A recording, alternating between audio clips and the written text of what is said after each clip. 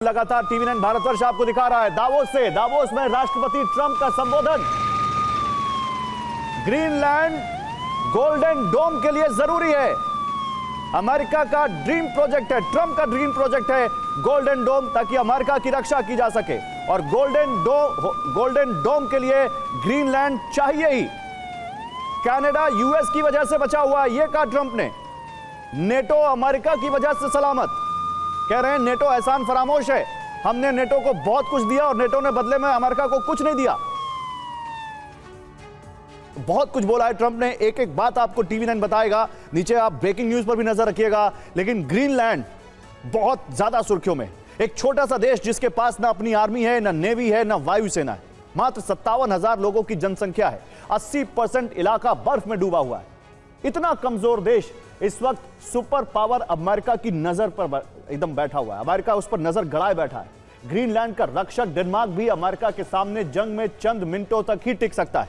हां, डेनमार्क को नेटो देशों का समर्थन जरूर हासिल है और कई देश अब ग्रीनलैंड में सेना भेज रहे हैं।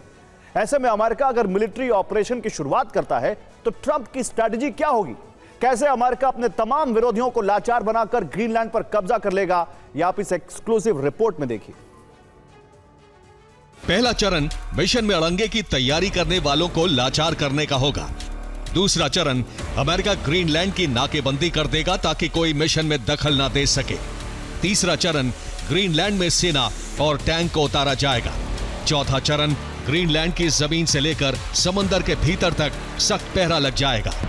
अमेरिका के ये फाइटर जेट ग्रीनलैंड को हर तरफ से घेर कर पूरे इलाके को सील कर देंगे।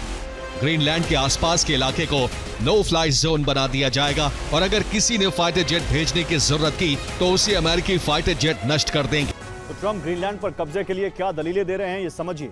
ग्रीनलैंड अमेरिका और यूरोप के बीच में है, इसलिए यहां अगर किसी का कब्जा होता है तो अमेरिका और यूरोप दोनों के लिए खतरा बढ़ जाएगा। ग्रीनलैंड से अमेरिका पर मिसाइल हमला करना बेहद आसान है क्योंकि यह अमेरिका के करीब है। यूरोप से भी ग्रीनलैंड का मिसाइल रूट बेहद कम है। ग्रीनलैंड और अमेरिका के बीच कम दूरी को ही ट्रंप खतरा मानते हैं। रूस के ओलेनिया गुबा नेवल बेस से ग्रीनलैंड की तरफ अक्सर बॉम्बर उड़ान भरते हैं। इससे ग्रीनलैंड पर रूस के लिए हमला बेहद आसान है। रूस ग्रीनलैंड पर मौजूद अमेरिकी बेस या कब्जे के लिए न्यूक्लियर बॉम्बर से प्रहार कर सकता है। ओलेनिया के नेवल बेस से भी ग्रीनलैंड पर हमले का खतरा है। ओलेनिया गुबा नेवल बेस पर रूस ने 50 से अधिक बेस को एक्टिव कर लिया है।